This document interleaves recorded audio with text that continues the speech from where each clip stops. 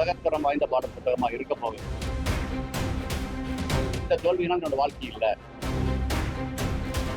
அந்த போட்டி ஆரோக்கியமான போட்டி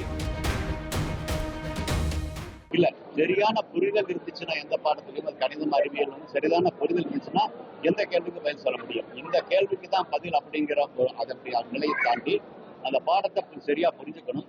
அதையும் தாண்டி இப்ப என்ன பண்றோம்னா நிறைய கேள்விகளையே மாணவர்கள் உருவாக்க முயற்சி பண்றோம். அதனால அவங்களே கேள்வி உருவாக்கி அவங்களே பதில் தேர்வு பொழுது ஏன் எதற்கு எப்படி அப்படிங்கிற எல்லா வினாக்களுக்கும் நம்ம பதில் சொல்ல முடியும். அதனால எந்த வகையான போட்டித் தேர்வுகள் ஒரு பக்கம் போட்டித் தேர்வுகள் தேவையா அப்படின்னு சில கேள்விகள் இருக்கலாம். அதை தாண்டி நம்ம நாட்டில் சர்வதேச அளவில் கூட வரக்கூடிய போட்டித் தேர்வுகளை நம்முடைய குழந்தைகள் சரியா எதிர்கொள்வதற்கான வாய்ப்புகளை உருவாக்க போறோம். ஏன்னா எந்த ஒரு கேள்விக்கான பதில் அப்படிங்கிற அந்த தரத்தை தாண்டி படிக்கக்கூடிய பாடத்தை சரியா புரிஞ்சுக்கிற முடியும். வெளியே போய் படிப்பதற்கான ஆவணையை தூண்டும் பொழுது அந்த பாடத்திலிருந்து வரக்கூடிய கேள்விகளை எந்த கேள்வியா இருந்தாலும் பதில் சொல்ல முடியும். அது எந்த தேர்வா இருந்தாலும் இப்ப கொண்டு வரோம் பாடங்களை கொண்டு வந்துருக்கோம். அந்த புரிதலை பிள்ளைகளுக்கு பாடம் நடத்தக்கூடிய ஆசிரியர் தகுதி சார். அதான் அது ரெண்டு வகையில பாக்குறோம். ஒண்ணு வந்து புத்தகத்தை எவ்வளவு எளிதா கொடுக்க முடியும் அப்படிங்கிறலாம் கொடுக்குறோம். ரெண்டாவது அந்த புத்தகத்தை மையமா வச்சு ஆசிரியர் எப்படி வகுப்பு நடத்தணும் அப்படின்னு கொடுக்குறோம். அந்த வகுப்பு நடத்துறதுக்கு தேவையான நவீன முறைகளை ஏன்னா அந்த பாடத்தை அப்படியே வந்து ஸ்மார்ட் போர்டில் அவங்க பார்க்க முடியும். கதையா பார்க்க முடியும், ஒரு ஓவியமா பார்க்க முடியும். ரெண்டு பேரும் சேர்ந்து அதை எழுத முடியும். அதை திருப்பி சொல்றேன். இன்னைக்கு குழந்தை எழுதுதுன்னா அதை வந்து ஸ்மார்ட் போர்டில் அவங்க எழுத குழந்தையும் பார்க்கும், ஆசிரியரும் பண்றாங்க. புத்தகத்திலையும் அதே மாதிரி பண்ண முடியும். அது மாதிரி பண்றோம். அது மாதிரி முதல் எழுத்து படிக்கிறது வந்து கோர்வையாக படிக்கிறதை தாண்டி புரிஞ்சுக்கிறத தாண்டி அதிலிருந்து தன்னுடைய கேள்விகளையே குழந்தைகள் எழுப்பி படிப்படியாக கொண்டு வரணும்.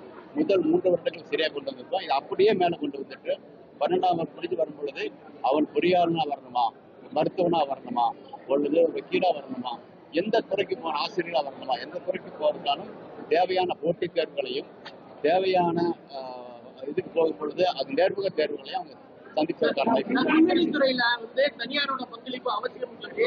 இந்திய அரசு தனியார் பங்களிப்புக்கு வந்து அனுமதி கொடுத்திருக்கு. இந்த நிலையில இப்ப தனியார் பங்களிப்போட நம்ம விக்ரம் ஒன்று அனுப்பிச்சிருக்க ஒரு சேட்டலைட் வந்து அதோட தரங்கள் வந்து சமிக்கைகள் வந்து ஃபெயிலியர் ஆயிருக்கு. யுஎஸ்ல பாத்தீங்கன்னா ஸ்பேஸ் வந்து அடுத்தடுத்து வெற்றிகளை குறிச்சுக்கிட்டே இருக்கு. நம்மளோட இந்தியாவில இருக்க தனியார் துறை வந்து இன்னும் வந்து அதோட பயிற்சி எடுத்துக்கணுமா? ஏன் இந்த ஃபெயிலியர் ஆயிருக்கு?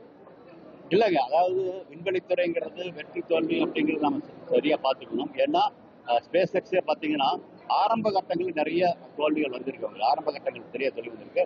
அதை ஒத்து பார்க்கப்பட்டு இங்கே அப்படி இல்லை. முழு தோல்விங்கிறது இல்லை. நீங்க சொன்ன மாதிரி பல செயற்கைக்கோள்கள்ல ஒண்ணு சரியா இது மாதிரியான உருவாகலாம். வரும் காலகட்டங்களில் அதை சரி பண்ணிக்க முடியும். அதை தாண்டி இன்னைக்கு சொன்ன மாதிரி இப்போ விண்வெளித்துறையில நிறைய வாய்ப்புகள் வருது. அந்த வாய்ப்புகளை சரியா எடுத்துட்டு பயணம் போகணும்னா நமக்கு மட்டுமில்லை, வெளிநாட்டுகளுக்கு தேவை. தனியார் துறை வரும்போது அந்த வாய்ப்புகளை நம்ம சரியா பயன்படுத்திக்க முடியும். அரசு துறையில் இருக்கக்கூடிய விண்வெளித்துறை வந்து புதிய ஆராய்ச்சிகள் நோக்கி போக முடியும். ஒரு பக்கம் ஆராய்ச்சி ரெண்டே சேர்த்து பண்ணோம்னா சரியா வராது. அப்படி இல்லாம ஆராய்ச்சிக்கு விண்வெளித்துறை அரசு துறை போகுது. அதிலிருந்து வரக்கூடிய பலன்களை எடுத்துக்கிட்டு நம்ம சீக்கிரமாகவும் ஒரு ஆரோக்கியமான போட்டியோட நம்ம செய்யும் பொழுது நமக்கான தேவைகளையும் தாண்டி மற்ற நாடுகளுக்கான தேவைகள் இருக்க முடியும். இப்போ விமான பயணங்கள் பார்த்தீங்கன்னா எப்படி இருக்குன்னு உங்களுக்கு தெரியும். இப்போ இருக்கக்கூடிய ஊடகமே பார்த்தீங்கன்னா கூட தனியார் துறை இது சேர்ந்தவர்கள் தெரியும். செல்போனே எடுத்துக்கங்க இல்லையா, போட்டி இருக்காரு தான் உலகத்திலேயே மிக குறைந்த செலவுல நம்ம வந்து அலைபேசி இருக்குது அப்படின்னா அது இந்தியாவில் தான் இருக்குது. அதே மாதிரி ஒவ்வொரு வரவேற்பறையிலும் 100க்கும் மேற்பட்ட ஊடகங்கள் போய் சேருது அப்படின்னா அது தனியார் துறை வரும்போது அந்த போட்டி ஆரோக்கியமான போட்டி மிக உதவியாக இருக்குன்னு நினைக்கிறேன். அந்த வகையில கல்வியில வந்திருக்கு, சுகாதாரத்தில் வந்திருக்கு, விண்வெளித்துறையில் வந்து தப்புன்னு சொல்ல முடியாது. இப்ப தமிழக பாடப்புத்தகத்தை எடுத்து பார்த்தீங்கன்னா உலகத்தரம் வாய்ந்த பாடப்புத்தகமா இருக்க போகுது. சிபிஎஸ்இ அப்படிங்கிற மற்ற பல நாடுகளையும் பின்லாந்து பார்த்துருக்கலாம், ஐரோப்பிய நாடுகள் பார்த்துருக்கலாம், சிங்கப்பூர் பார்த்துருக்கலாம், எல்லாம் பார்த்து சேர்த்து வச்சு நம்ம குழந்தைகளுக்கு அடுத்த தலைமுறைக்கு என்ன வேணும் அப்படிங்கிறத நம்ம கொடுக்க போறோம். அதனாலதான் சொல்றோம் சர்வதேச அளவில் அங்கு போட்டியிடுவதற்கான வாய்ப்புகள் உருவாக்கும். பாத்தீங்கன்னா தெரியும். முழுமையா மாற்றுனா ஆங்கிறத மாற்ற முடியாது இல்லையா, ஆங்கிறத மாற்ற முடியாது. பட் அது கற்றுக்கொள்ளக்கூட முறையை நாம மாற்றணும். அந்த கற்றலை வந்து இனிமையாக்க முயற்சி பண்ணணும். அதனால நிறைய பாட புத்தகத்தை தாண்டியும் கூட குழந்தைகள் படிக்க முடியும்.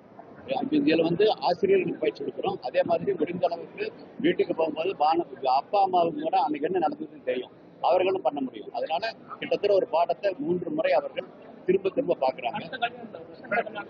இப்பவே முதல் 3 வருஷங்கள் இப்பவே வந்துருச்சு, அடுத்தது வரப்போகுது.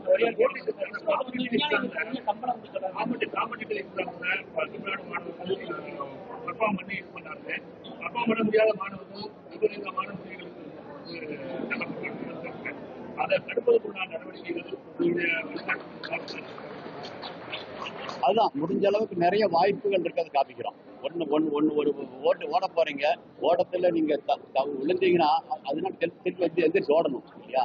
அதற்கான வளர்ந்து கொடுக்க முயற்சி பண்றோம். அந்த வகையில உள ரீதியாகவும் இருக்கக்கூடிய வாய்ப்புகளையும் கொடுக்கும் பொழுது இது போனாலும் ஒன்று இருக்குது அப்படின்னு தெரிஞ்சுக்கிறது. உள ரீதியாகவும் கூட இது இந்த தோல்வினா என்னோட வாழ்க்கை இல்லை அப்படிங்கிறது இல்லை, அதையும் சேர்த்து கொடுக்க முயற்சி பண்றோம். தவிர்க்க முடியாத தம்ப்நெயில்ஸ், கலக்கலான கண்டென்ட்ஸ், சினிமாவும் சீரியஸ் பிரச்சனைகளும், பல வருடங்கள் இடைவெளிக்கு பிறகு இந்த படத்துல ஒரு கலகலப்பும் கைகலப்பும், Me too, love you. Thank you so much. அவர்களை மாஸ் ஏத்துறது இருக்குல்ல. போயிட்டே தான் இருக்காரே தவிர பிரேக்கே இல்லாமல் பிரேக்கிங் நியூஸ் சொல்லும் தந்தி டிவி ஆப். இன்ஸ்டா தலைமுறை வரை இறங்கி அடிக்கும் தந்தி டிவியின் டிஜிட்டல் எக்ஸ்க்ளூசிவ். அது தண்ணிக்குள்ள போகும்போது ஹேங் ஆயிடுச்சு. உங்களுக்கு விஜய் சார் எந்த அளவுக்கு ரொம்ப பிடிக்கும்? Of course, Malayalis are huge Vijay sir fans. ரெண்டு பேருமே ரொம்ப பிடிக்கும் எனக்கு. தந்தி டிவி ஆப்பை இலவசமா டவுன்லோட் செய்யுங்க, ஃபாலோ பண்ணுங்க, சப்ஸ்கிரைப் பண்ணுங்க, என்ஜாய் பண்ணுங்க.